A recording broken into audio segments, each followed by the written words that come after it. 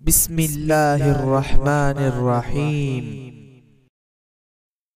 نحمد صلی اللہ رسول الکریم، اما بعد۔ دین کے جو جس شعبے میں ہو اس کو اسی کا حق ادا کرنا چاہیے۔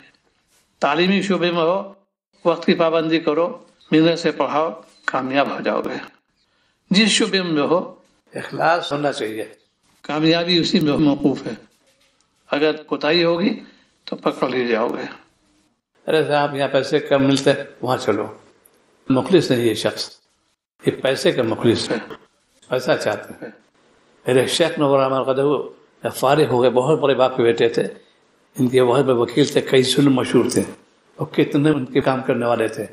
جب فارغ ہوئے مدرسے سے عریضہ لکھا اپنے شیخ مولانا تھانوی کی خدمت میں کہ میں فارغ ہو گیا، تھانوی کی لکھا اب کیا کرو گے؟ لکھا میں دین میں لگوں گا۔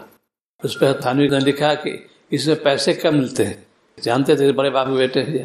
خط والے نے لکھا میں نے طے کیا چاہے مجھے نورانی قاعدہ پڑھانے والے ہے، میں نورانی قاعدہ پڑھاؤں گا لیکن لگوں گا دین کے اندر۔ جواب آیا وہاں سے بہت جامع جواب، تمہاری اس عرض سے بڑی مسرت ہوئی، انشاءاللہ تعالی دنیا اتنی میں لے گی سمٹے نہیں سمٹے گی۔ یہ مشاہدہ ہو گیا۔ اسی لیے اللہ سے معاملہ کرو۔ مولانا شاہد پور پوری رحمۃ اللہ علیہ نے خط والے نے لکھا کہ ایک جگہ خالی ہے دارالعلوم میں، لیکن پیسے کم ہیں۔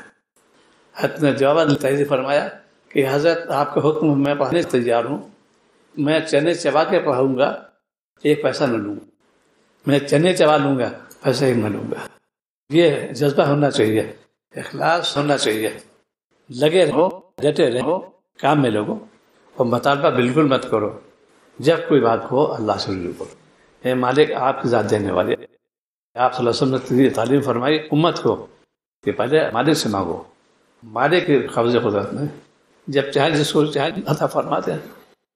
آپس میں میل جول رکھو، اتحاد اتفاق رکھو، اخلاص سے کام کرو، محنت سے کام کرو، اللہ کے لیے کام کرو، اور پھر بعد میں استغفار بھی کرو کہ اے اللہ میں نے حق ادا نہیں کیا، جتنا آپ نے مجھے عطا فرمایا میں نے حق ادا نہیں کیا، اے اللہ مجھے معاف کر دیجئے، معاف کر دیجئے، معاف کر دیجئے۔ اللہم اغفر لی وارحمنی